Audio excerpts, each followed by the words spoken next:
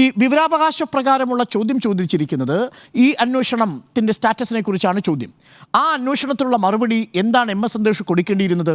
ആ അന്വേഷണം ആരംഭിച്ചിട്ടുണ്ടെന്നും ആ അന്വേഷണം നടക്കുകയായിരുന്നു അല്ലെങ്കിൽ നടന്നുകൊണ്ടിരിക്കുകയാണ് എന്ന വിവരത്തിനു പകരം കൊടുത്തിരുന്നത് രേഖകൾ പരിശോധിച്ചു വരുന്നു, പോലീസ് ആസ്ഥാനത്ത് രേഖകൾ പരിശോധിച്ചു വരുന്നു, മാത്രവുമല്ല ഇതിൻ്റെ അന്വേഷണം നടത്തുന്നത് തൃശ്ശൂരിലെ യൂണിറ്റാണ് എന്ന് തെറ്റായ വിവരം കൊടുത്തു.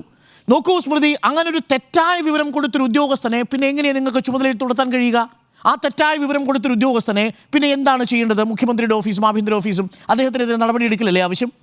കാരണം ഈ കേസ് അന്വേഷിക്കുന്നത് തൃശ്ശൂർ യൂണിറ്റ് അല്ല, പക്ഷേ വിവരാവകാശ പ്രകാരം ഉത്തരം കൊടുത്തിരിക്കുന്നത് തൃശ്ശൂർ യൂണിറ്റ് ആണ് എന്നാണ്. തൃശ്ശൂർ യൂണിറ്റ് ആവട്ടെ ഇങ്ങനെ ഒരു കേസ് അന്വേഷിക്കുന്നില്ല എന്നത് വാസ്തവമാണ്. കേസ് അന്വേഷിക്കുന്നത് എവിടെയാണ്? പോലീസ് ഹെഡ്ക്വാർട്ടറിലാണ്. ശരിയാണ്, ആ ഭാഗത്ത് 5 മാസമായി, ഒരാഴ്ച കൊണ്ട് സമർപ്പിക്കേണ്ട ഒരു റിപ്പോർട്ട് 5 മാസമായി വൈകുന്നു എന്നത് വസ്തുതയാണ്.